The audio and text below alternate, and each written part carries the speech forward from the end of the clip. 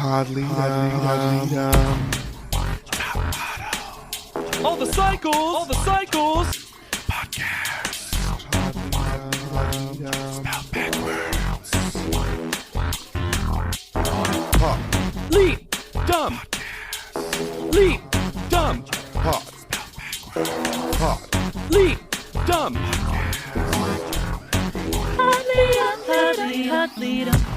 Hello, everybody, and welcome to Pod Leadum. What is that? It's Top Model Podcast spelled backwards.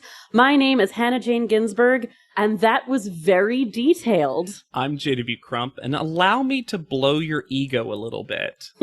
And I'm Lex Basile Price, and like, it is there, and I have it. Truly a haiku of quotes for y'all this week. We are discussing Cycle 20, Episode 13 somehow. Somehow not the finale.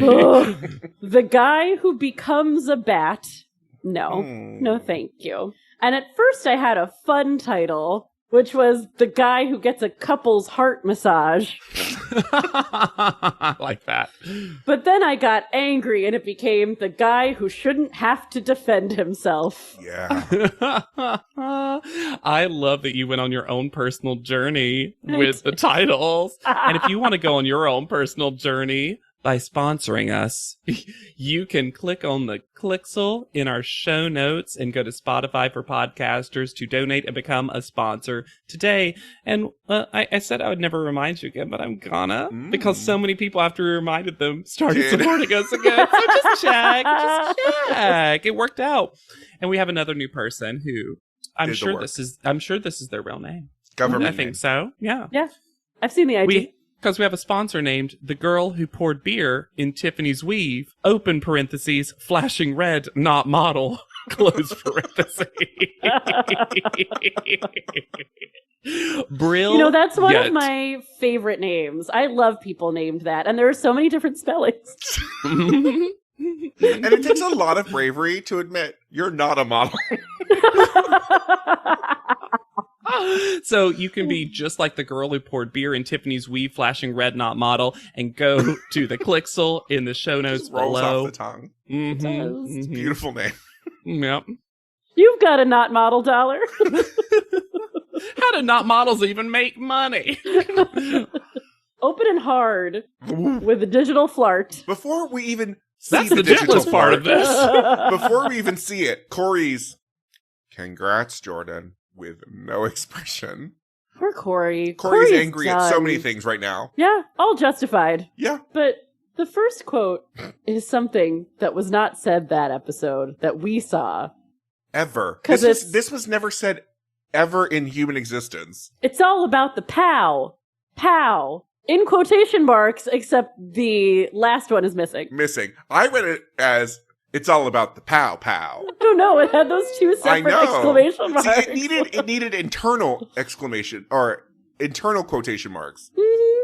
It's all about the pow pow. Or a hyphen. And then followed by beautiful goddess and your best shot of the competition, a full That's lie. just not That's true. not true. Don't tell Jordan Yeah. that. That's not. She knows that's not true. And then Renee agrees with all of us and says that was a bad photo of Jordan. And then Corey gets rewarded for his tepid compliment by getting picked for the Tyra suite, mostly so that the two of them can trauma bond over losing Nina. Because the house is wrecked. The only person they both still liked. And Renee apparently too. Everyone is both done with Chris and destroyed over Nina leaving. And Renee says to Chris, as someone who is still angry about the terrible racist note that he left her, there is a special place in hell for people like you. And then she also says, my more favorite thing, we get it, like, you're fake.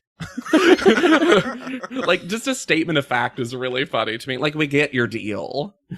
We get a sepia tone flashback of Corey being super upset while Nina is leaving. But this, combined with the last episode, is when I realized that Marvin likes to caress his friends when he gives them hugs, because he demonstrated his comfort with Jeremy last episode by giving him a little shoulder caress. And then during A little. A little. Where little was doing a lot of work. And then during this flashback, we get this full head caress of the back of Corey's skull. Very tender and prolonged. Well, touchy. Marvin's the kind of person who fully had a full body hug with the interviewee he met. Like, And this might be the only scenario, this fight, that is going to take way too long. Because we've seen it. We've seen so many iterations of this fight. But now it's Corey's turn. Corey's version. Yeah, I hate this so much. I like And that I gotta give Corey it to finally Marvin. said something because Before we get into the actual fight, I'm going to give it to Marvin for just getting straight in the pool, apparently, instead of participating in this fight, because that was the way to go. Here, I give it to Marvin. yeah, a rare W for Marvin for just leaving whatever this is going to become. He could see it. He could see it. And he was like, there's no candles on the ground, so I won't be forced back in here. This is so exhausting. Like, I want us to talk about it because I almost want to see if we can find any glimmer of amusement. But I literally wrote, these Chris fights are so exhausting. I'm just so tired. Now, Yeah. to give, as I guess the Chris apologist, even though I don't really like him that much, I will say that I do think he is correct in that he can't do anything correct at this point.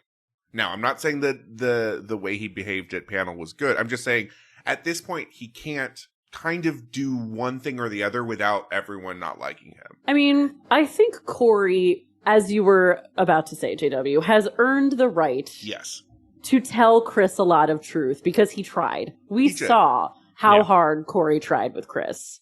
And I think he has the most accurate assessment of Chris Yes. in that he tells him, you are a good model, so stop relying on all this other stuff. Yes, fully. I'm more on Corey. To be said, I am in Corey's corner in this fight with Chris. I wish it had just stayed between them because having everyone else jump on him feels like all the other grievances they've had with him come to this fight, whether they're correct or not.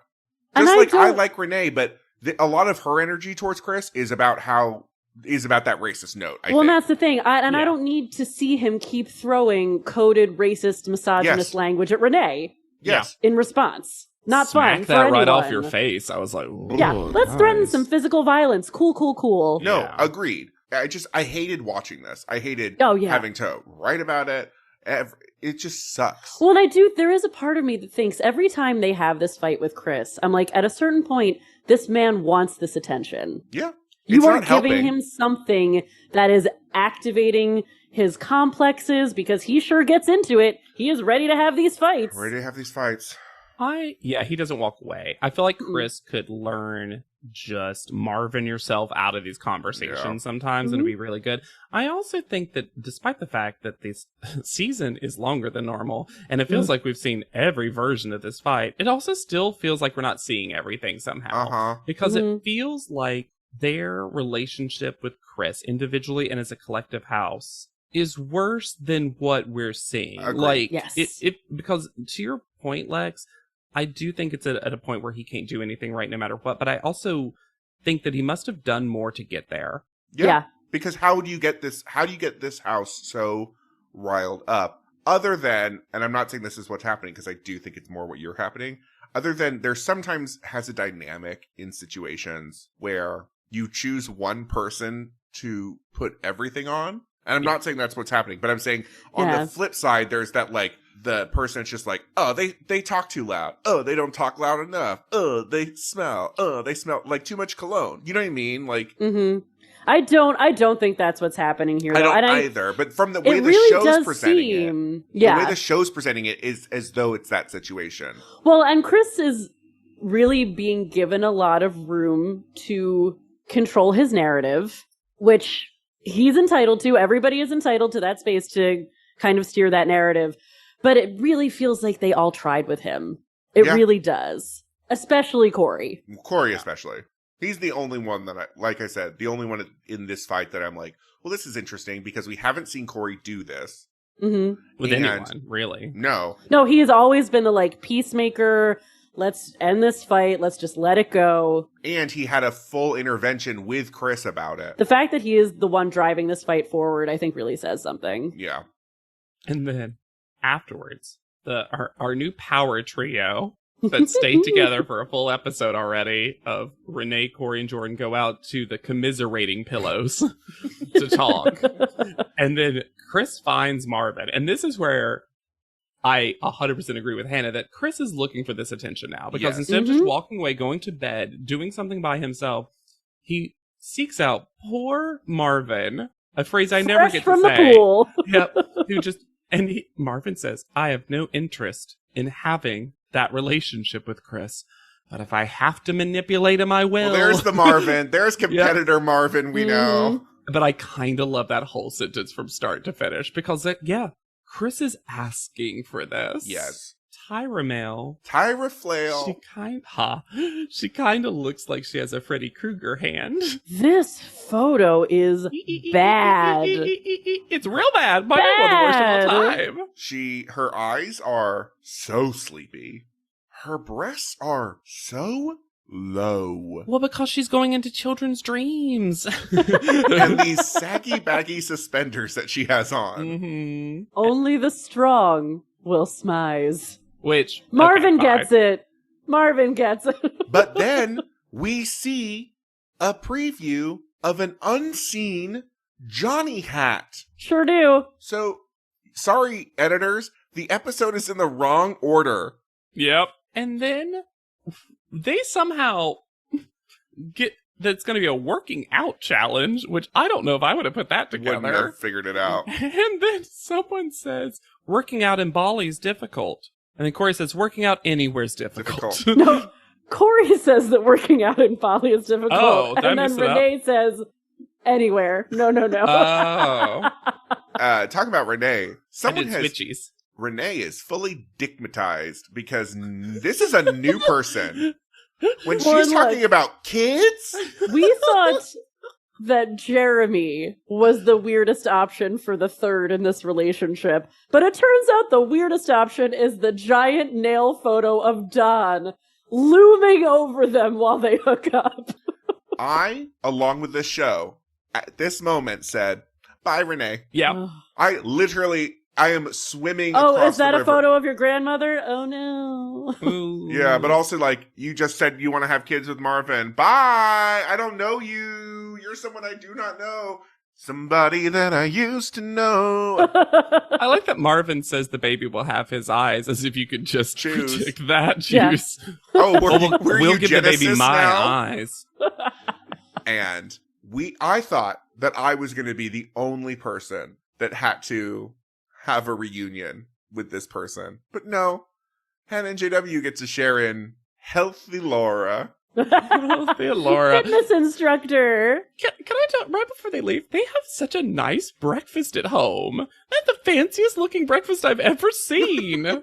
And then Laura, I've got to say two big overarching things about this. One, I love that she went back to that brown hair instantly. Immediately.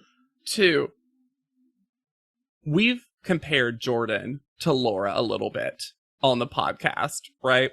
Mm-hmm. When you see them together in the same scenes, Laura has so much more vibrancy than Jordan. I can't believe the show made me appreciate Laura. To be fair, this is winner Laura, who doesn't have to be relatable Laura anymore. Yes. Now she's just got a second job. So they're at Kubo Beach, which, surprising no one, is part of Ayana Resort. Because Rob sure had to give us that product info. And when you look up Kubo Beach, it is a new hidden beach. There is no proper access to get to the beach. You will need to hike and to trek through woods, swamp, rocks, and a few steps in the beach area. How many? 197, one might say. You can't swim in this beach, as the waves are too strong, and there are many sharp reefs and rocks by the beach. Oh, I think we see some evidence of that as well. Yep. I'm going to say right now, there's a lot of activities that happen outdoors in this episode that should not have happened outdoors. Correct. Because it makes them unsafe. Yep. Laura's there, and she gets another great Tyron. Oh my god. Of model and fitness instructor. And I love that they didn't even say Cycle 19 winner, as if this is a different person. She also gets some great ADR when she tells them it's important to work out because it's important to stay really, really in shape, and it helps those big runway shows that you're going to be doing. There's that wit that we knew from Laura. I also swear, and this might be second episode, like, syndrome, I swear she dips into an Australian accent for a second, and I was like, what's Her happening? mother's Australian. Well, maybe I did hear she it does then. a little bit. I also thought that Laura by now probably has already got an acting career on an Australian soap, and she was just for like, sure. yeah. Of course, Jordan finds Laura inspiring. Oh, yeah. Because white blonde women are doing it for themselves. She won, and she dyed her hair back. Both things that Jordan is planning on doing. She understands Jordan's struggle of having to go blonde and wanting to win and get brown hair. Yeah, Jordan's just looking at an episode of Early Edition, and she's like, oh, the future. A highly specific role model. Oh my gosh, I just realized, and I don't know why this is the first time in the entire podcast this will hit me like this. We're going to have Jordan come back to introduce something. Oh, no. It's going to be hilarious. Like, I always forget that's a weirdly consistent thing with this show. But first, she has to almost die, because it's time for some top model Olympics. Gendered. This became the challenge all of a sudden. Boys v. workouts. boys and girl v. girl in 3 events. Jab, jump, pose, which is a 1-2 punch plus a burpee. Yep. H2T jump rope, which is jump rope. Which, in the recap, we saw they already did. Yep. And the Be on Top run, which is where you have to run 197 steps up from the beach. To get a free necklace from Laura. The fact that we get a full graphic package for this chart Oh, I lived. is also gendered. Well, look. Because they switch colors. And yet still say girls on the back of both. I feel like after the last episode, Tyrons and graphics were embarrassed and came back very hard this episode. And they said, oh, you want a full screen chart? We will give you a full screen chart. I feel like we're not wanting to say what the prize is, despite the fact that the prize is one of the wildest things for 2 reasons. A Tyra 2 list of wild. 1, what it is. 2, that it definitely actually happened, still exists. Yeah. We cannot claim, oh, this might not have happened. Nah. No. So, they're going to be alongside Rob and Laura. The winner, the guy winner, the girl winner, will be additional models in the Fierce Model Workout, spelled with an E, video. A thing that I think Top Model was trying to market as a new series. I also just can't believe that they had the audacity to place this challenge the episode after Jeremy goes home. I know. To be fair, I don't think he'd be very good at these. Yeah, I don't necessarily think these would have been for him. I It's think a lot of 1-2 cardio. pose, jump jab pose, I think he would have taken pretty Burpee, easily. sure. Yeah. Jump rope, running up steps, no. Still, come on, it is fitness challenge. Also, yes, but also when they said 197 steps, it made me think that they were either a vampire or had OCD because it seemed too specific. And I say vampire because if you don't know, my favorite vampire lore is that if you throw rice in front of a vampire, they have to stop and count each piece of rice. And it's the most effective, yet least talked about way. I've never heard that before. Yeah. Yeah. It's Wow. it's one of the only ways to defeat someone using the power of math. Mhm. Because if more vampires knew like basic trigonometry, they could figure it out pretty quickly and then get a rough estimate and then like chase you down probably a little bit faster. I don't want to get into that though. Is that why the count is the count? Yes. Is it based Yeah. in Yes. that? Oh, Yes. And that's Yeah. why the That's count great. counts. Yeah. I learned Yeah. something new. Yeah. Yeah. So punch, punch, burpee. And then we give you have punch, to do, punch, burpee. you have to do like 15 of them. The parameters for this challenge were truly undefined. Because And they also- decide to make them do it in the sand where the waves are hitting them. And good for Corey bringing gay representation of a square cut short. Yes. Because the straight men's board shorts were at their ankles. They were pants. They were full pants. Corey's kept losing fabric. By the run, it was like a Speedo. Marvin does 15 in 23.6 seconds. And Renee wins. She has to do 10 in 18.4 seconds. It's very clear that Jordan does not work out. No, I knew that immediately. When Jordan's like, I'm going to win, I was like, you have not done anything. I wasn't sure either Renee or Jordan worked out, though. I was wondering if this was No, I don't think Renee works out either. But I think she has to do something for pretty pageants. well. I was impressed by the athleticism. If it were me, and clearly it wouldn't be, I would know myself and be like, oh, I'm not going to try hard. No, I don't want to get tired. I'm going to save my energy. You still got to fucking run. Yeah, I was about to say, you knew there's only a 3-second advantage. Strolled up those steps. I would have made everyone wait for like 20 minutes while I strolled upward. During H to T jump rope, Corey wins by doing 20 in 8 seconds.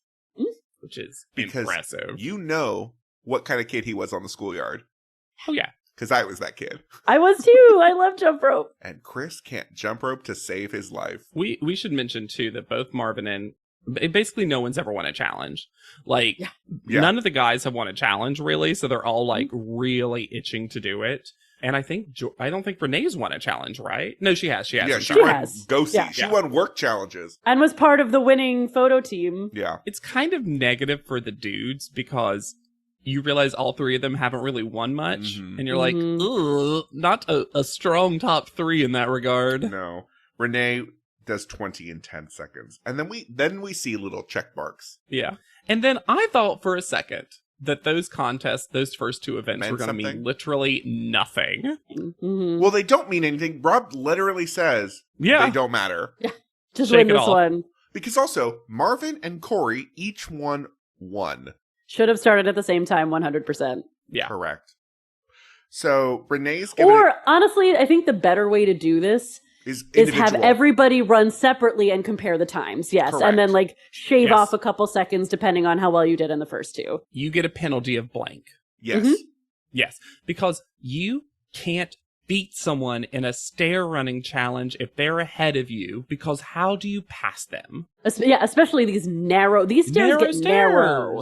Wooden, creaky stairs. So Renee gets her advantage of 3-second head start, even though she won 2 to Jordan's 0. And then Renee wins because, of course, as we just said. And there is something so genuinely funny about Laura just standing at the top with a stopwatch as if she's come get it. she's got a necklace and she's like, yep. And then I know I questioned it before, but here's where I really question it. Jordan panics because she's overheated and lost. She's overheated. This is an unsafe thing, but it's not a panic attack. You're having a medical event. Yes. Yeah. Yeah. Oh yeah, this is because you went up 197 steps. I just think it's disingenuous. I think she spoke about it wrong. I think she panicked in response to the medical event she was having. Okay. Because I think that's happened to me before, where something's happening with your body, you freak out. Yes. Sure. And then that only exacerbates the problem. And again, Laura just towering over passed out Jordan, just like, okay. Very bad look for these contestants to constantly say that people in the midst of medical emergencies are faking. Yeah. Let's stop doing that. Yeah. No, this was, I'm saying from a medical standpoint, fully bad. No, I mean Renee's whole, I know. Jordan's faking. And later on, that sauce will be served to Renee as well. Yeah. So let's just stop. I think the remaining models have just created such a web of distrust amongst one another that no one can do anything without it being a tactic.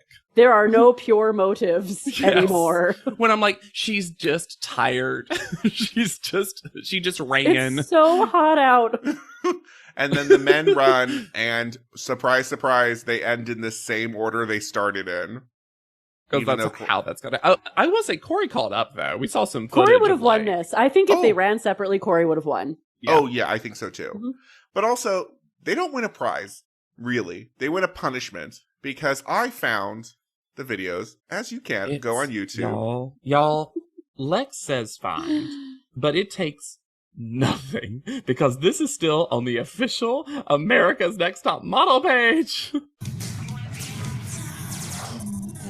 Hey guys, my name is Rob Evans from America's Next Top Model. I'm joined here today by Laura James, our Cycle 19 winner, and 2 contestants from Cycle 20, Marvin and Renee. We're here at the Ayana They clearly Villa, filmed this one of the most immediately after they had exclusive to do that spots in Bali. It's a workout welcome before. to the first ever ANTM Fierce Model Workout. Rob is This a squinting workout to get so all you models and much. all you models Yeah. in training to give you that confidence to look good so you can book Laura's so jobs, bored. stand out in castings, and just look good overall walking down the street.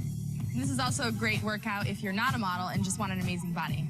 So we've combined some ANTM terms like smize and tooch, as well as some of my boxing moves. Never and change, Pilates Laura. moves from Miss Pilates instructor herself, Laura James. Laura, break it down for them. Well, this is a great fierce model workout for all different types of fitness levels. The key here is form, breathing, and control. Remember to consult your physician before you begin this program. All right, so this workout has 4 segments. Number 1 is model warm-up. Number 2 is model cardio. Number 3 is model core. And number 4 is model cool-down. All right, so you ready? Looking at the Good. Let's get ground. started. So right now, we're going to start the warm-up program. It's very important that you warm up always to prevent injury and get you ready for the workout ahead. So right now, we're going to start with a boxer shuffle. 10 on each side, all right? You ready?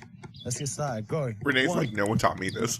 2, 3, 4, 5, 6, Him looking directly 7, down the barrel of the camera 8, always makes me uncomfortable. 9.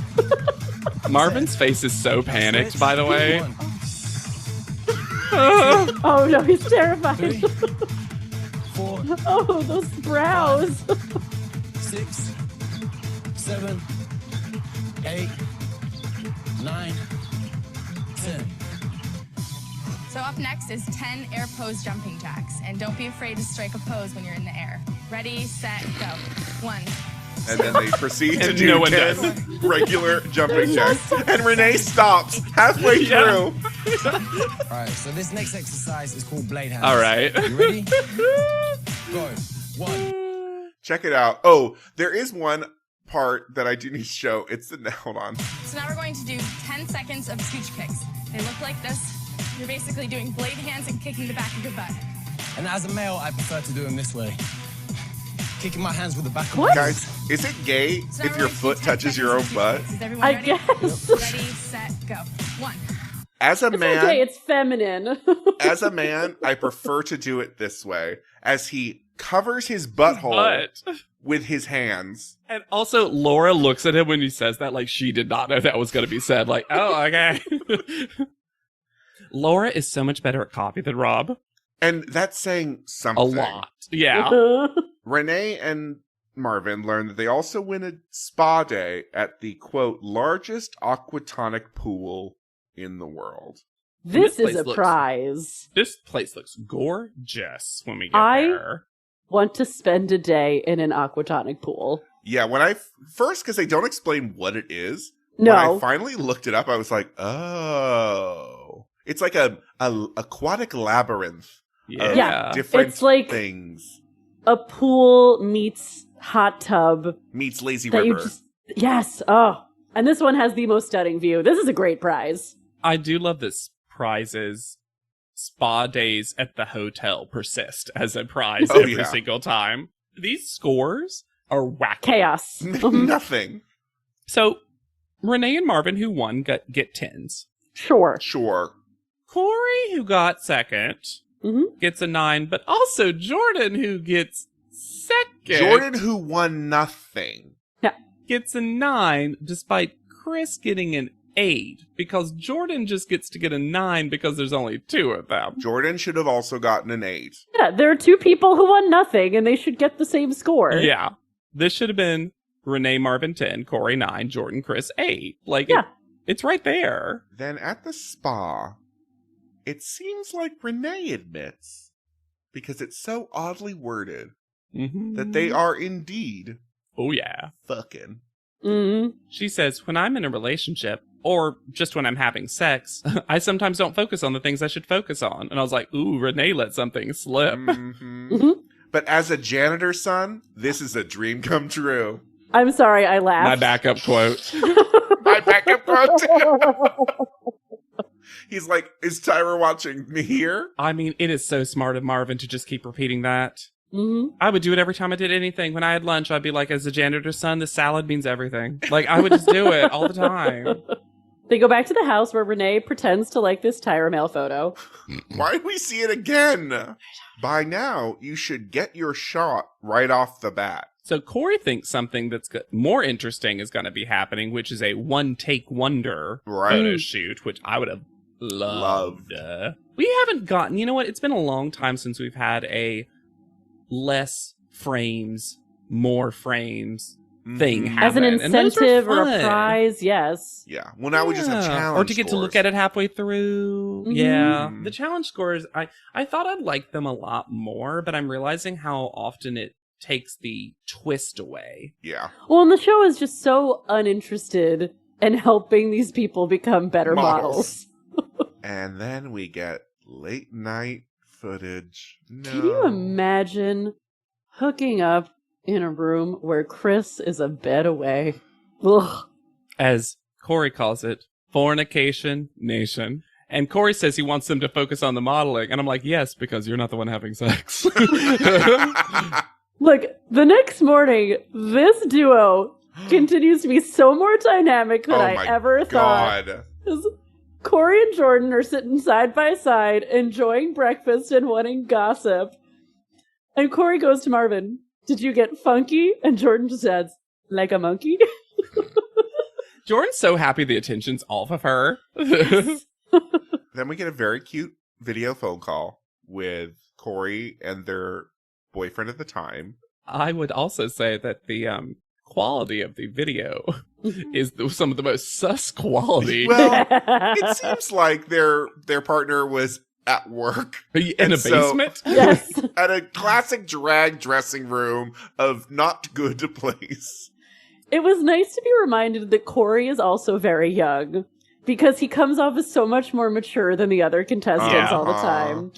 When he calls Anthony the love of his life after 9 months of dating.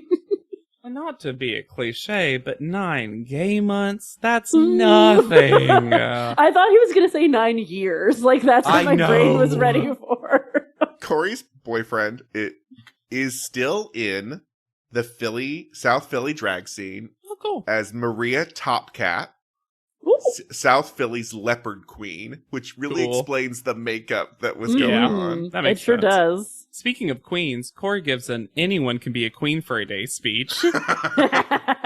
Corey is getting a little pageant in the way he wants to present himself on this show. And I get that you need to represent for every gay that's ever gayed when you're on Top Model. Mm-hmm. Especially when you are getting unrelenting negative feedback on your queerness from the judges. Yeah. Yes. And he's ready to push that aside. We're done with that.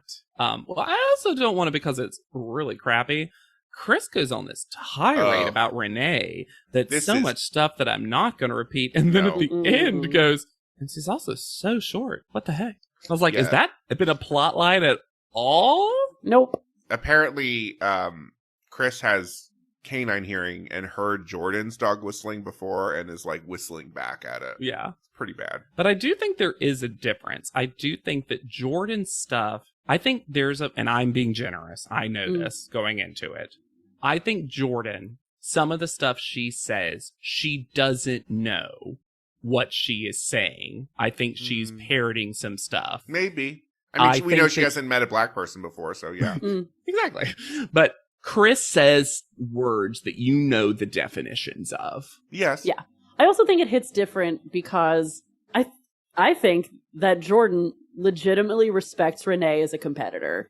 I think that I think it's across. the only one she respects as a competitor. I think Jordan thinks it's Renee or me. Now, that doesn't fix the language. No. But it does take away some of the ugly intent that I think you hear from Chris. Well, Chris definitely has ugly intent the way he's speaking about her. Yeah. And I think there's a difference between her saying Renee has a fierce walk and Chris saying she's a vile person. Oh, for sure. Yeah. But what does Renee care? She's getting it. Yeah. She's got an She's getting aquatonic the pool. business. Yeah, she got so relaxed in that pool. She's like, fine, we can have sex. It's fine. Yeah. Welcome to our ugly home.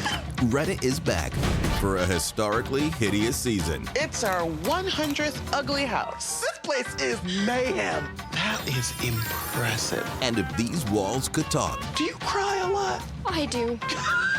they'd have a lot to say. What in God's name is this pit? Don't get too close. You know, if you see the show, I'm scared of cat. Ugliest House in America season premiere Wednesday at 8 on HGTV. I had that dream again. My small business needs to hire, but I don't use LinkedIn, and I hire wrong. So our orders get all backed up. We're drowning in paperwork, then actually drowning. Carol is fighting off sharks with a stapler, and pirates are pillaging the office copier, and then I wake up.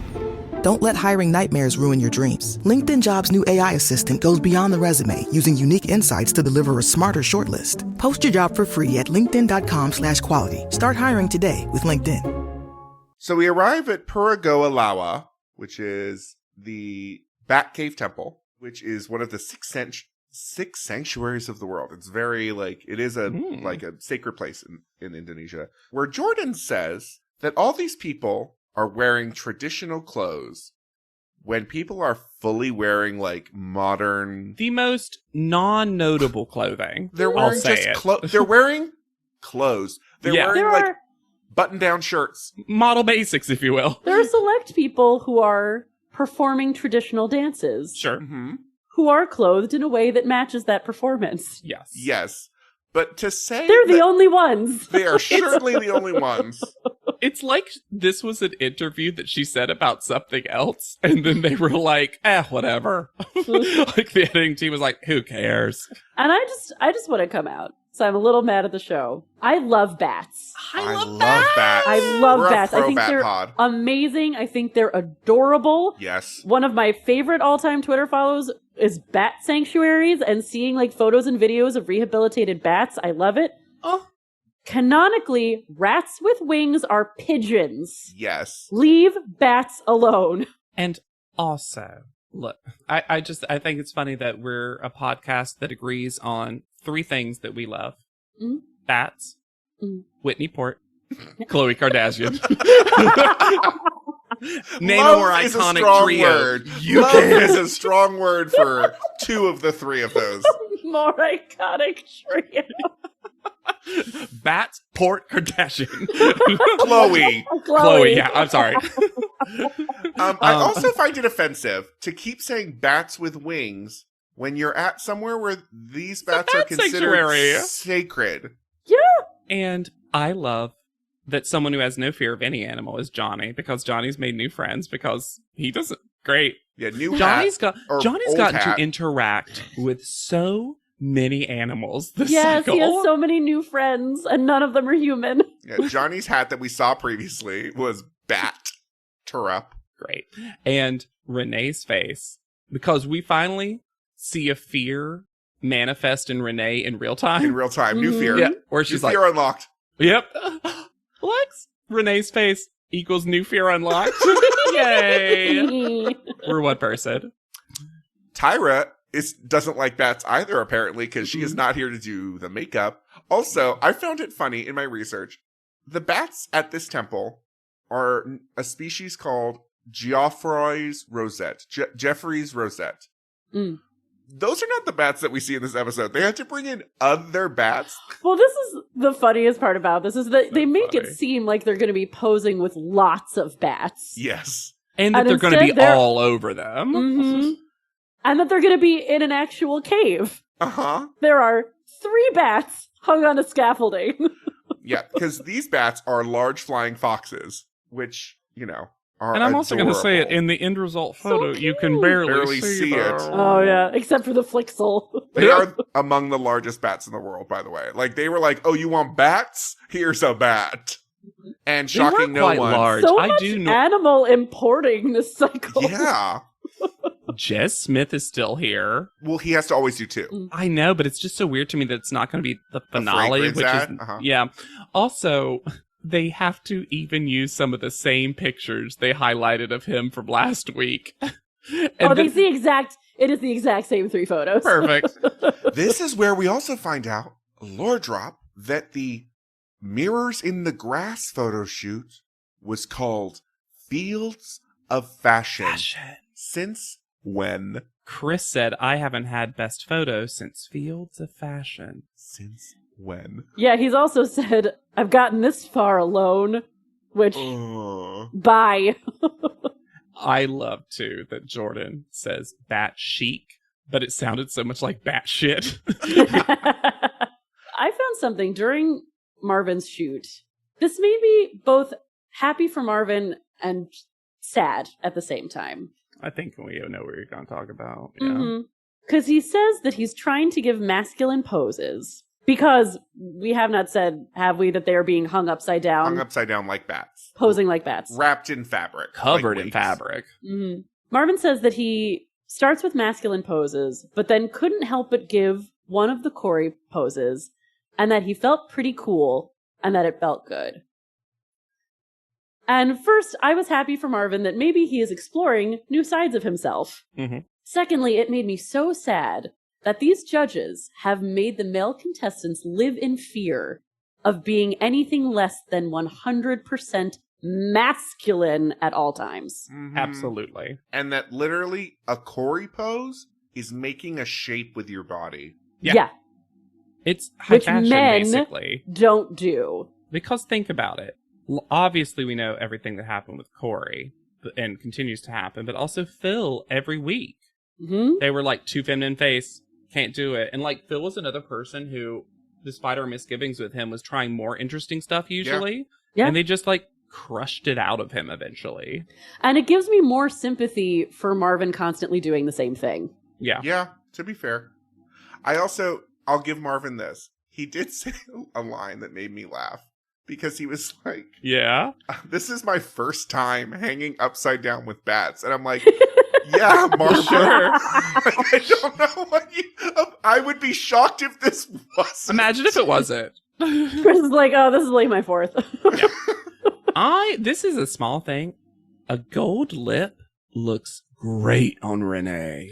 Stunning. She obviously knows gold looks good on her because that's her normal confessional look. But I was like, why haven't we gotten this gold lip before? Did Johnny say this No. thing to Marvin? Camera. Oh. To camera. But while Marvin was... probably. Okay. But it was to camera. Johnny gives... It was too good of a line to use for a quote. Mm. Because I wanted to have this moment with us talking Yes. about it. Mm. It was for all of us. Looks straight to camera with a twinkle in his eye and Big says, shit-eating grin. it's nice to be hung and long. And then the show adds a sparkle sound effect under it. We're not even being coy. No. Nope. It might as well have gone, sprung. Ooga. Humana. I'm so glad. And I hope I haven't watched past this episode. I think Johnny's going to be one of our most universally well-received adored aspects of the show. What a nice late-stage top model person. Doing so much to rescue these cycles. Also, the post-production has a thing that they have gotten into, and we get into it with Renee and what she deals with, but the post-production team loves to show health issues from the perspective of the contestant experiencing them, because we get dizzy pass-out vision, just like we got Dawn's couldn't hear what Johnny was saying the other episode. Because they're strapped in to like anti-grav looking boots. They're fully upside down. 100 upside down. Wrapped in silk. Wrapped in swaths of fabric. Mm-hmm. And it's so hot. And the other contestants and everyone on set, it seems like everyone knows what's about to happen. Because Renee passes out, and they don't seem to let her go back up. No. She doesn't remember how she is removed from set. Yeah. Yeah, she's like, she describes it as if she teleported to somewhere else. Mm-hmm. And I'm glad at least there seemed to be a decent amount of medical professionals on set to immediately deal with this. Yes. Chris comes to set with a better attitude than he did last time with Jess Smith. Nah, Johnny's immediately sus. Oh, sure. But then proceeds to act like a bat. I literally at one point thought, could he hear them? Yeah. Because all they're saying is move. Move your body at all, do something else. And he doesn't. And then they get him down, and literally the note that seems to change what Chris is doing is Johnny having to say to him, but be a fashion model. I'm going to blame Rob Evans a little bit for this. Sure. Because Rob has a habit of being very literal. And when things are not literally what they are, he, like, scores meanly. If we remember from the last animal shoot, that's very fair. Where he was like, the phrase scores meanly. Yeah, but where he'll be like, but wasn't animal. Didn't Melrose do that in her episode? She had to score meanly. But yeah, so I blame Rob in whether and I think that's why his first reaction was act like that. And I get that, but also this is so stupid that he literally, even with acting like that, he doesn't do anything. Do anything. No, I agree. Even just open your eyes slightly bigger sometimes. Like, well, what are you doing? I think it's gotten to the point, for whatever reason, that Chris doesn't do anything when he's on set. Like, have we ever had a model who literally isn't inspired, doesn't have good ideas? He just hangs there. Yeah. He literally does hangs there. Nothing. And then Johnny's like, but model? And he's like, got it. And then he does fine. And then, serious question. Did they give Corey the more women's makeup? Because the men seem to get heavier makeup. Yeah. And then the women more just like got a mask. Yeah, more like a mask. And then the women got like actual makeup. Yeah. This is why we couldn't get Corey pink paint on the pink paint photo shoot, because now we're like, because he also got like the purpley color, and I'm like, what are you doing? I'm so like ready to like be but mad. It seemed like he got less mask than the two men. Maybe. Well, then, I didn't notice it particularly, but no. I'm gonna give Jess Smith a little bit of the benefit of the doubt and say that I think he is trying to approach Corey from a helpful place. Yeah, I think so. But I hated this so much. Yeah. Yeah. Oh, yes. Also that. This whole talk before he even does anything. Didn't do anything. He's not even hanging upside down yet, and he's already being told he's doing it wrong. And I'm sorry, Corey's fucking core, because he gets into poses and Jez is like, well, don't do that pose if you can't hold it. And then he holds it. Holds it. As we saw in the paint photo shoot. Yep. And I also assume this was for a flixel reason, because the fabric was going to be the flixel for the most part. Or the bat. Bats. And then what? We have a new favorite trio when we're back at the house. Corey, Renee, and a pile of fresh towels having a conversation. There's this shot when Tyra Mills comes up where Jordan is just sitting on the couch by herself with her giant purse, like she's waiting for the bus at the end of a double shift. Yeah. What producer asked her to come out and she's like, only with my purse? We learn, because Renee has all the fears, we learn Marvin has one fear. And that's that if Renee leaves, there's no cuddling. Also, Chris got the Johnny hat. Are we just giving those away? Yeah. Every time? Yeah, sure seems like it. This is what makes me think Johnny isn't writing them, because he's like, I would never wear this. I had a dumb idea for the Tyra panel photo. I wish that at the very end they had flipped it upside down. Yes! You are absolutely right. I literally was like why Top not flip it? Malheur would have. Well, it's also, this photo is like Vampira Bride of Frankenstein. Absolutely. Yeah, the gloves? What the fuck? And then, okay, we have a new hair choice that I didn't think, I thought, like, well, there can't be another new hairstyle in this wig. Marge can't make the dress into another dress. But the side swoop bang? And Jordan is unfortunately wearing the better version of Tyra's paddle outfit. And Tyra realizes it. Tyra hates this.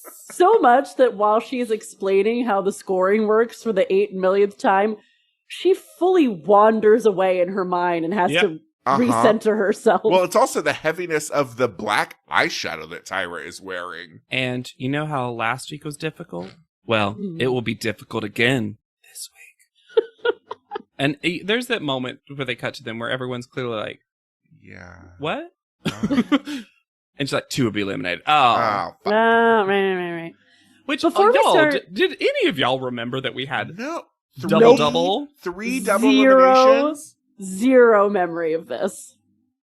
And I just can't believe we have so many episodes where we have 8, 9, and 10 contestants forever, and it feels like we're not eliminating anyone, and now just gone. I would just like to say, before we start talking about the individual photos, because we get so much disagreement on the judging panel, there's so much hatred, there's so much love for the same photos. I don't think there's ever been a closer set of photos in quality than these. They're all fine. They all look extremely similar. Yeah. I have a bottom for sure, Oh, but yeah, if you you were sure. talking about a second bottom, roll the dice for me.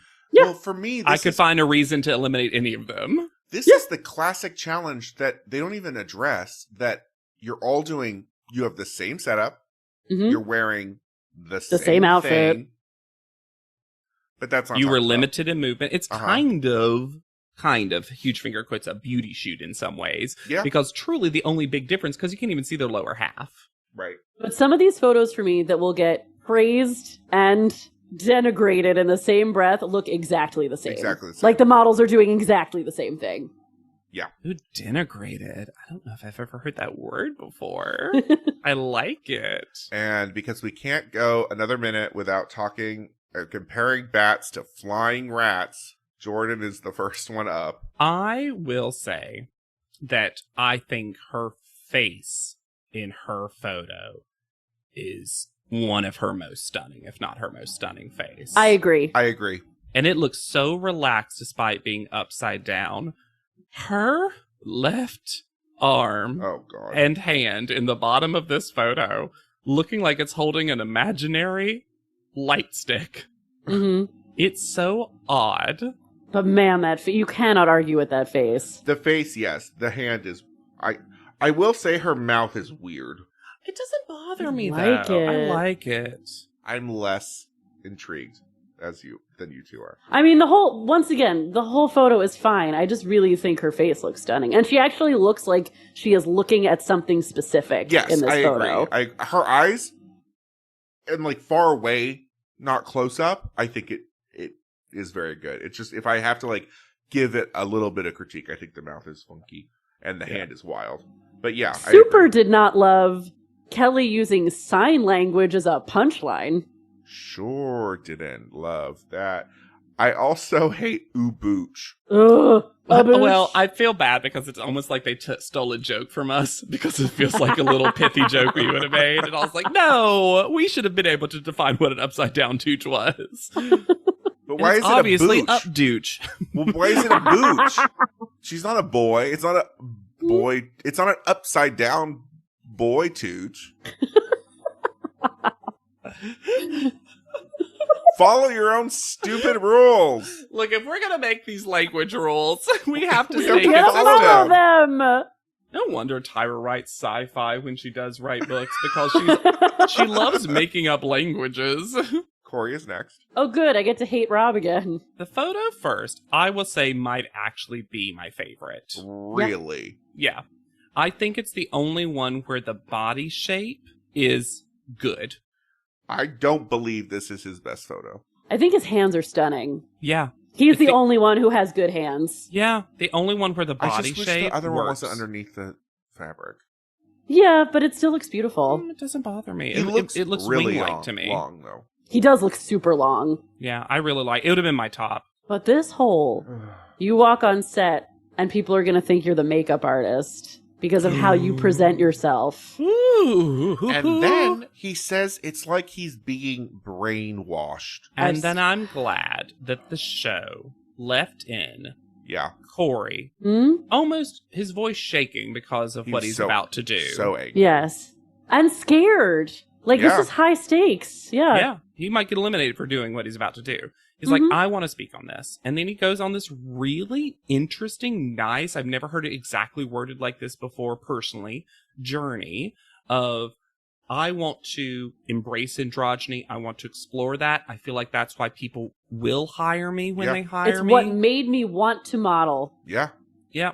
And then I don't think it's perfectly worded because how much Tyra Banks stuff is. But I actually do like the unfortunately realistic thing that she's like, look, someone like you're going to have some people who love what you do and some people who dislike and never understand what you do. And that's what your career's going to be. That's polarity. Mm-hmm.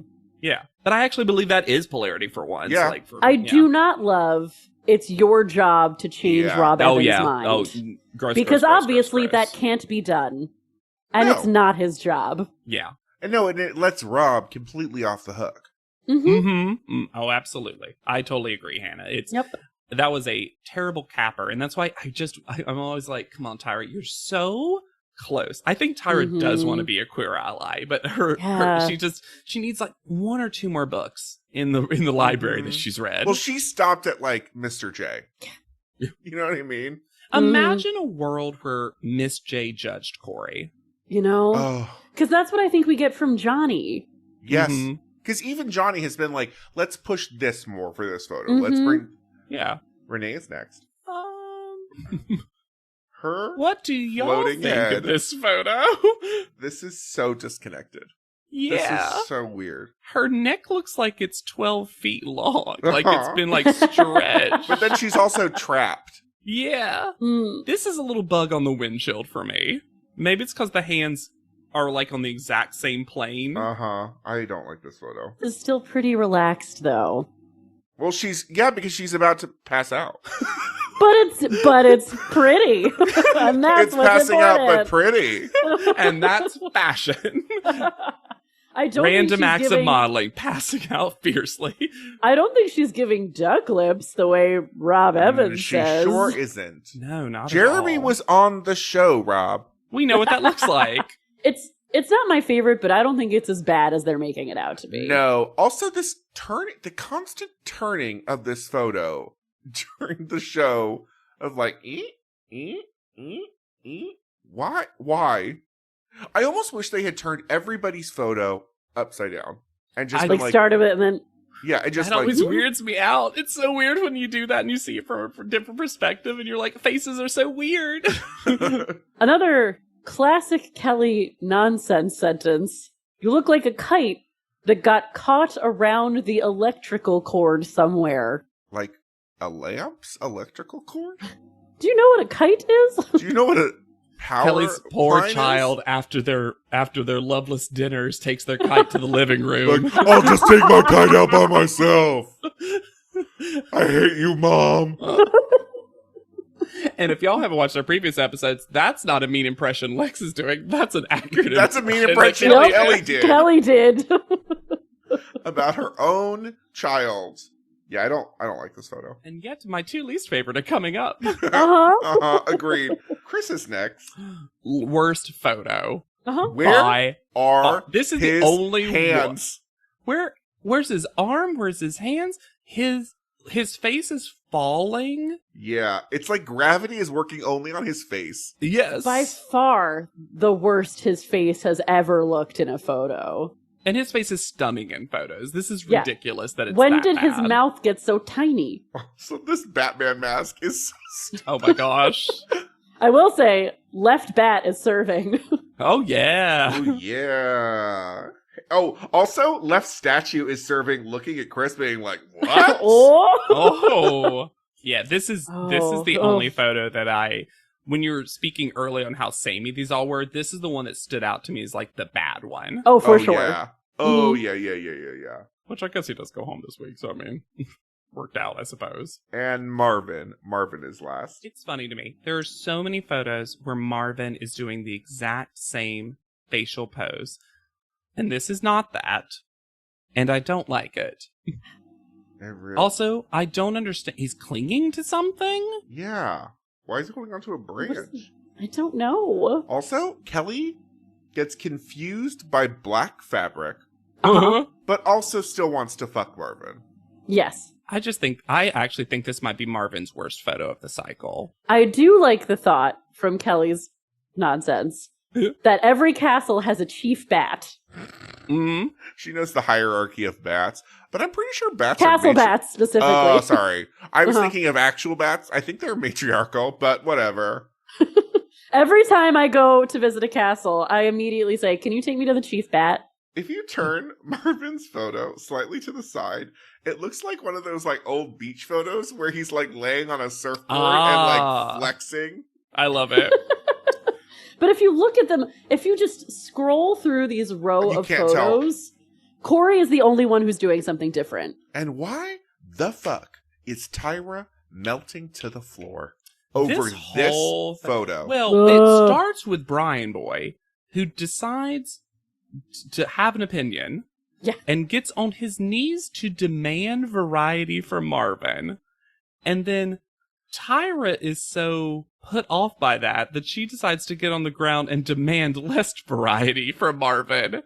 And it's the Also so weirdest, strange. most awkward thing. To see Marvin be made uncomfortable by attraction for the first time. Maybe. Starting with Kelly, continuing through. Yeah. Mm-hmm. I hope this is a learning experience for him. Maybe. I hope so.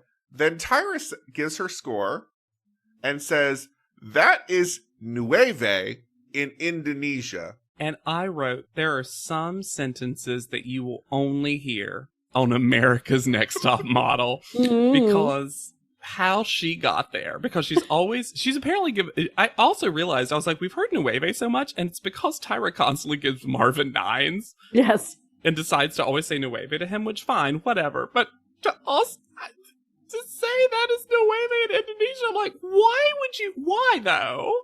And y'all, do yourself a favor, listeners, because I said a lot that the photos of the contestants on the show are very similar. Yeah. But if you want to see some wild photos, seek out the comeback shots. I'm telling you though, I'm going to say this. Controversial opinion, maybe. The eliminated models are all doing better than the models on the show in this photo shoot. It's doing more. Yeah, I think my favorite shot actually comes from the eliminated folks. I mean, there's Clea's right breast is so prominent. Escaping. Yes.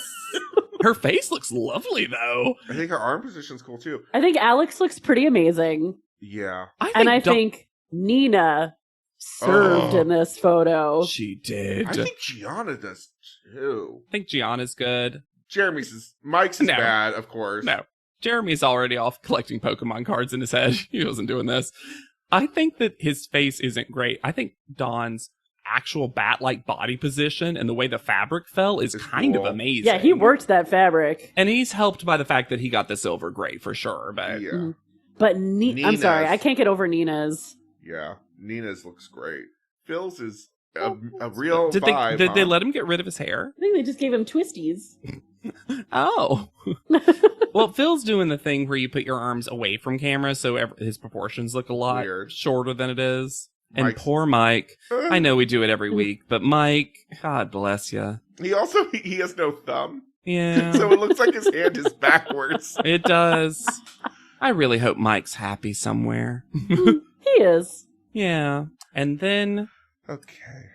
So this is not only going to be a double elimination, but if you're saved, if you're still in the running to becoming America's Next Top Model, you're going to be assigned a color. And JW, you're giving so much more preparation than the episode itself did. Oh, I know. Sure. Because the only preparation we get is the presence of a basket next to Tyra. We also get told that, because I'm not sure we'll be told next episode, so I might as well say it now. The finalists will be, because now they're told they're going to be the finalists. They're going to be walking designs by Tex Saviero and Louis Saluagi. And then Jordan walks up, first call out, with a 7 fan score. I know the reason you said it like that, Lex, but it's so funny that we've gotten so used to her being the first call out. It almost sounded like you were like, and then Jordan walks up, because that's kind of how I'm feeling. With the same fan score. Yep. But the explanation that Tyra gives of I'm giving you a color to represent what you mean to your fans. And the color is called Sunrise Smize. Y'all are missing the best part of that. You sandwiched between the best part.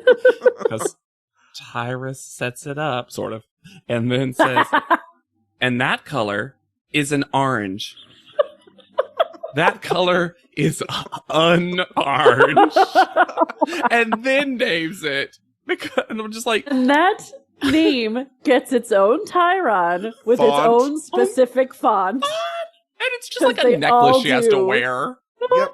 Also, if the colors Well, now are it's a actually color war. supposed to be... Yeah. If the colors are actually supposed to be representative of what they're bringing to the competition in ways that will be very clear, like, and as simplistic as you can get for our other two finalists, Sure is. what does Jordan Orange mean? Sunrise. Is it just the Orange, thing, if you will. Is it just the thing that sounds most like her name? Jordan. Jorange. George. Orange. Yeah, I think she got girl. And your girl contestant? I'm honest, I'm truly surprised she just didn't get pink. Right? Well, Truly. It would make more sense if we're lining it well, up. Uh-huh. Because Marvin gets called next with a 5.7, and his color is booch blue. give Chris S. his money. Pay your queer artist. Or as I like to say, blooch. Yeah, of course. Obviously. It should have been Sun Smize for Sun Smize, Blooch. Oh, Sun Smize and Blooch is actually funny. Also, we didn't talk about it, but at some point, Tara says that their reps will be wearing it to rep the person they're cheering for. I think And I'm they're like, talking about who? online fans. Who? When? Oh, we don't Why? know. It's How? a color war, JW. It might be revealed in the future, but I don't know for sure. This is some vacation Bible camp Oh, yeah. energy. Oh, y'all, I don't know. The acronym VBS Seared in my memory. so much to me, and anytime you mention it in with someone else who went to vacation Bible school, the reaction you get of acknowledgement, unity, shared childhood experience is fascinating. Only learned what it God was as an adult. It's an awesome God he reigns from Did- heaven above with wisdom. Did not know what it was until I was an adult. Literally learned about it from a Lucy Dacus song. Oh yeah, I get that. Yeah, that tracks. Honestly, a lot more water balloon fights than you'd expect. So the Water Day Friday. Water Day. Is this us starting the Vacation Bible School podcast? My thing was, because my mom worked in childcare, I never actually attended Vacation Bible School. I always was there with my mother helping to take care of children, but was a child. So I just would be employed by Vacation Bible School. I love it. Yeah. And then we get the bottom three. Yep. Renee, Corey, and Chris, who walk up, and there's one phrase that Tyra uses. And I've started glazing over her speeches. Sure. Because Sure. I also know the two of you really enjoy digging into them, but when she basically calls Corey a man of androgyny, the same way a you would say, beautiful man of Man of androgyny. the way you would say people of color, as if, Yep. Man of androgyny. yep. Well, we learned, to give Tyra credit, the alien planet that Corey was from was called Androgyny. So he is a man of androgyny. Mm-hmm. Who creates polarity. Yeah, that's his mutant power. Chris is still standing in his own way. Okay. Yeah. And Renee, woo! Beautiful. But why no photo? Renee, good, but bad? Discuss, Renee. Renee is eliminated first, Mm-hmm. with shockingly not the lowest fan score. Nope. Of all the times Of all the to fucking eliminate times. Renee. It's not even that much lower than the other people, except for Jordan, obviously. but- Obviously. Yeah. This one-armed hug of anger that she forces herself to give to Tyra. Uh-huh. Woo-hoo. Because not only eliminating Renee, but making her be the first eliminated that has to watch these two people Mhm. wait about their results. And Tyra gives her little speechy speech, and then goes, okay. And Renee doesn't respond. Nope. And then Tyra goes, okay, good luck. And then Renee, because I don't know her anymore, in her exit speech said, I wish I could have kissed him one more time. Lex, I want to sepia tone the podcast because you're experiencing something that I had to experience. So let me remind you of a little cycle 14 contestant named Jessica.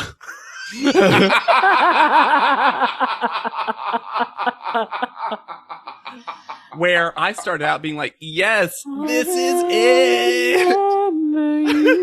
And then at the end, I was like, Jessica leaves. I'm just gonna. And I'm so glad we have a shared experience now. You have to leave. Yep. I thought it was kind of cute that Renee said of Marvin, no one makes me feel like a total mess in the good way.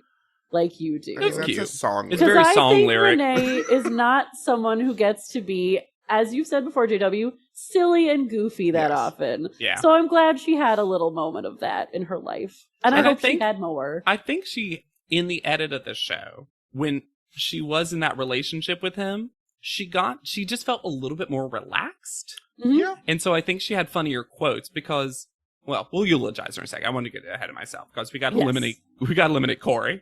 Or no, we got to eliminate Chris. You think because the episode has made you think we're eliminating Corey. Mm-hmm. It really did. I thought he was going. I really did. I was like, they'll keep the villain. But no, Chris leaves with a 5-7, Mm-hmm. and I was fully shocked. To Corey's 5-2, which is the worst score, which I was also shocked about. But then, is the world ready for Corey? Here, you get to be Fierce Fuchsia. And was that also going to be what Chris was going to get? Right? Fuchsia. Blooch, Sun Smize, Fuchsia. I also, if you name your child Fuchsia, that is a name. Give it to me. But also, I liked Corey's response, even though it should not be his job. She was like, is the world ready? And he's like, I'll make him ready. Yeah. I liked it. But also, they made this the gayest fucking font. Oh, yeah. And you get to know. rainbow. Tacky. No, that's Nina's favorite color. Tyra tells Corey that he's already a household name, which isn't true. In some households, there's people named Corey, Hannah. Corey, that's a name everybody knows, because it's a common name. It's a common name. Have you ever thought of that? I mean, it's not as common as Chris, because we did have two of them here. Yeah. Would love to know what colors Chris and Renee would have gotten. Let's give them one. But also, maybe Tyra has a gay credential that we haven't discussed. And she's a big fan of Paris is Burning. And she thinks that Dorian Corey is a household name. Therefore, Corey is a household name. Love that lore. I've got a Renee color. Ooh. Gaslit gold. She was gaslit by the show the whole time. And she looks great in gold. What a fun color for her. And, this is me. Chris's color is Angry Scalp. Red. SPF needed red. He does look so sunburned, though. God bless that skin. Oh my god. Ooh. Chris gets a real Tyra You know hug. who's not gonna leave happy? You know who's determined to leave worse than he started? Chris. This is so It's the weird. ultimate failure, and I'm not gonna model anymore. Woo! Also, these handshake goodbyes. Just don't do it. The I love the reluctant handshake to Corey, handshake to Marvin, and the weakest they cut away from it hug from Jordan because it's like, Yeah. And then the fade out doesn't move Corey closer. Just squeeze them together. As It's though ridiculous. Corey has cooties. Then Tyra, to top the episode off, makes them all yell for their color. Now, keep in mind, Corey is bawling. And so it's like, Let's hear it for Sunrise Smiles. Yay! Let's hear it for whatever. Booch Blue. Yeah, Booch Blue. Yay! And then, let's hear it for Fisher's. Corey just lets out this like. All right, 2 updates. We'll do Renee first. Renee Bagwadeen, spelled Bagwandeen. She signed with Next Models in Miami and LA and the Industry Model Management, and now she seems to be with Elite Miami. She was in Metro Trinidad and Tobago, Nicole, Cleo, Malaysia, August Man, Malaysia. And by the way, we're going to get a lot of August Man coming up, so that must have been a magazine that was sourcing a lot of folks from this. Cosmo Biz Korea, 7 Tribes, Fashion TV, Cosmo Online, love that, the New York Post, and Essence. And she's been in a lot of music videos. She's been in music videos for Beyonce, Chris Brown, and Taylor Swift. Fuck yeah. Her Instagram, we have a lot of fun Instagram names this cycle, I'm learning, because she's Renee Big Time. And most importantly, on Instagram, she is followed by DJ Splits. One of the few I've seen. Oh my God. One of the chosen. I just have my mutual follows are Tyra Banks, DJ Splits, and Sunday Love, which as a trio. Yep. I love that she has her own top model GIFs pinned on her Instagram profile. Her bio reads Psalms 91, professional Barbie, graphic designer, owner of Soul Tie Shoe Shop, which I'll describe in a second, and I don't work on Sabbath. She now owns that business, Soul Tie Shoe Shop, and it's a shoe and wellness themed subscription box and gifting service, which includes a product called the Model Box, which includes things like industry approved heels and on-the-go must-haves. Sounds scammy. And, I mean, the graphic design was good, so I do believe she's a good graphic designer. I have subscription boxes I have a love-hate relationship with, because I love surprises, but I never really like what I get. But you hate the result. Yeah. You like the feeling. Mm-hmm. And then, always chasing that surprise. She is the second contestant that I found that wrote a book, and pretty recently, like Dawn before her. She wrote one in October 2022, titled Prepared for Reign, REIGN, The Life Designer for Building a Queen's Legacy. And here's the description. Are you prepared for reign? I always want to say to reign, but she says for reign. To the woman that is everything to everyone, here is something for you. This legacy building activity book is what you need to help plan the goals of your purpose. Studies show that doing legacy building activities daily helps you review past failures and successes, so planning for the future is not only possible, but executable. It helps you track your progress, see what's working, and what's toxic to you. The book can also serve as a record of your past accomplishments and intimate thoughts, which can be invaluable on rainy days when you feel hopeless. And so it goes on. It's a lot of faith-based stuff, it seems like. I don't love the studies show. Yeah, I sure don't love studies show. And one of the most searched questions is, are Marvin and her still together? And they are not. And the official thing on a couple of different interviews is that after the show, they stayed friends, but they both wanted to focus on work commitments and modeling and decided to go their separate ways. And then do we want to quickly dive into Chris? Yeah. Okay. Yes. After the show, Chris was signed to Major Model Management, Next Models, and then Paragon Models in Mexico. And he was in the Fashionista, August Man Malaysia, Elements, Nylon in Espanol, GQ Style Mexico, Revista Deep, and The Alchemist. And was in a 2016 issue of Supermodels Unlimited that included Bianca, Laura, and Brittany, the ones from All Stars. And it's such a weird picture if you find it, because it's a huge group of like 15 to 20 people, but Chris is the only one not in the group, and he's standing like far away from everybody. Well, because he's always alone. Well, apparently. He was in a no-hate campaign, and I actually remember that picture. And he's modeled for Tommy Hilfiger, Sherman Preston, Timex, Canada, and he had an uncredited role in Delivery Man with Vince Vaughn. His IG is another funny sort of one. It's not really, but it's at @IAM_Chris H, Chris Hernandez. And this is how you know when he first made this, because he links to the Rickroll video, which tells you how often he updates that bio. Then the next thing is going to be a little heavy and negative on Chris. And I would say that if content related to emotional and relationship-based abuse is something you do not want to hear about, I invite you to revisit us at our next episode, because that's going to be the last thing I'm going to talk about with Chris. Allegations of abuse from his ex-girlfriend stated that during their relationship, on New Year's 2016, he smacked her in the face with a Bible, and that she called the cops on him multiple times in 2016, but he was never arrested. And in 2017, he banged on her door and got his way inside and insisted she was there with another man. He stated that he never assaulted her, and in fact, she had assaulted him, and during Fashion Week had scratched his cornea.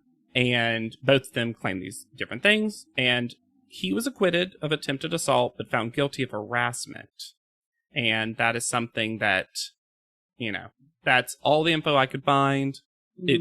Any source kind of repeated the same thing.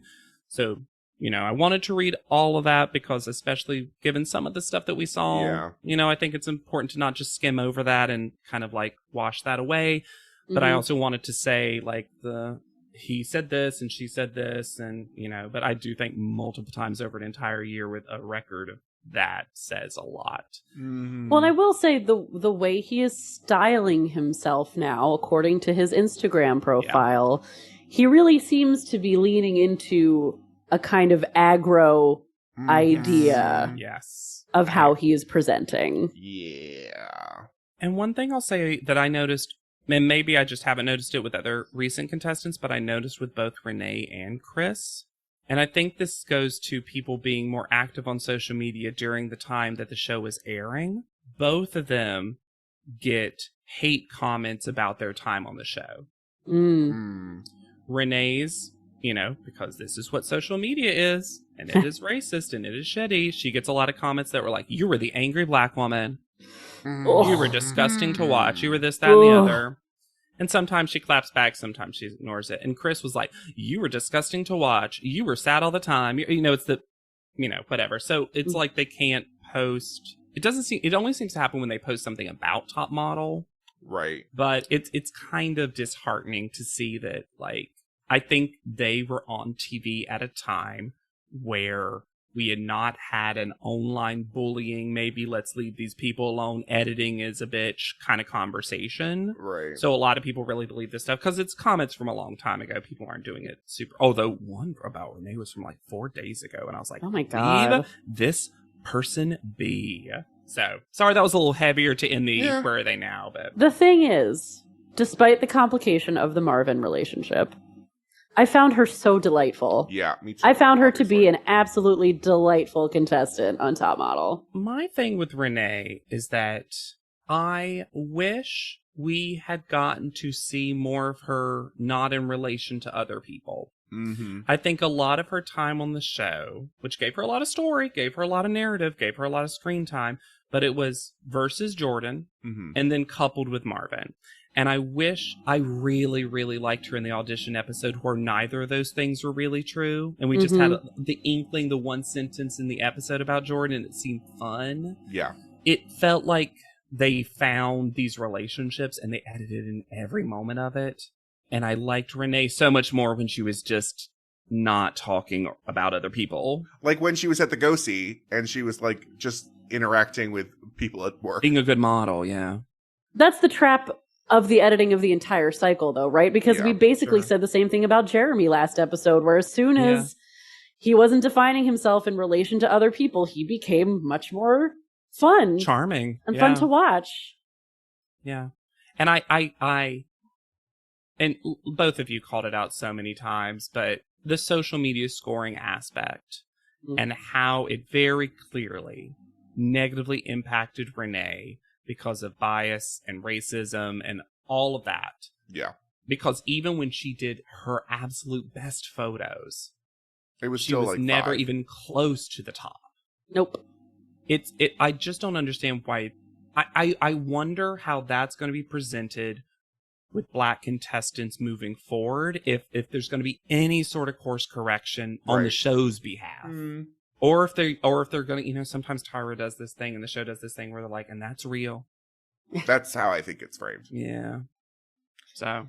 As far as Chris is concerned, and I feel like I've probably of the three of us talked the most about Chris on this podcast. This is clearly a deeply troubled human being. Yeah. I was hoping that post-show he was going to do some more work. Me too. And it sure seems like he has not. Doubled down, seems like. Yeah. In certain episodes, and it feels like there's been a million episodes in this cycle, so I There can't have tell been. you, but like, I do know that I went on a mental journey with him because there were some episodes like the house meeting where it really felt like we were turning a corner. He was learning, he was growing, he was trying. But the last couple of episodes with him, it just became the least watchable person. And just, like you're saying, just such a troubled soul. Mm-hmm. Toxic and troubled. Yeah. And that's not me being like, oh, poor him. But it's just like, it's just, the show presented a sadness with him that, like you're saying, unfortunately, it seems like, it's just still affecting him forever. Yeah, I mean, it's not the trauma, it's not a fun trauma narrative to say people get really fucked up by their circumstances and then they stay fucked up. Yeah. It's not a fun narrative, but sometimes it's just what happens. Not to blame him, but sometimes you have to be the one to change that. Oh, sure. Yeah. Oh, sure. It's a shame, too, because he was a successful model. Yeah, has talent. But if you think we have talent, you should tell us. We like hearing it. Please, I need it. Love it. Rate, review, and subscribe. Hot takes, iced tea, podleadum.com, podleadum@gmail.com. Bare bones in it today. Yeah. P.O. Box, Discord. And I want to celebrate the two of y'all. I think we've made what is known as one of the hardest to watch cycles of Top Model. I've had a lot of fun with it. Like Tyra talking to Jeremy, I'm going to give us a goodbye speech before the last two episodes. I think there's been a lot of like recurring bits that made this a lot more fun. But I can also see the folks, when we did our poll, that they said this was the one they were the least looking forward to. I get it. Yeah. I get it. You can find me anywhere at Yet Charming. You can find me on Instagram, repping for bats at Hannah Jane Ginsburg. Yeah, and find me searching for Bat Talk on TikTok at JW Crump OK. And be sure to use the hashtag PodLeadum and Bats Not Rats. Yeah. Bats Not Rats! And I like rats too, but not like I like bats. Yeah. And if you have an opinion on bats or rats, you can also send us an email for our mailbag episode that's going to be coming up.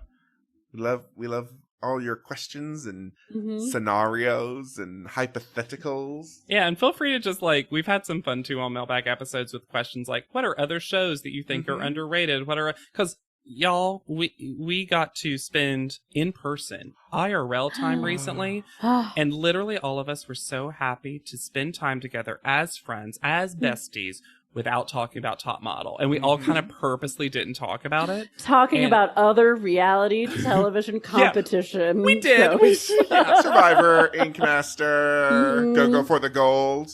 Yeah. So, but if you want us to, if you're like, hey, what's your opinion on this show or whatever, I'm happy to share some of those things too. Give me a forum to talk about Too Hot to Handle, please. Come one, come all. So for Podleadum, I have been Lex Basile Price. I'll be Hannah Jane Ginsburg. And I'm JW Crump. And we'll see you on top.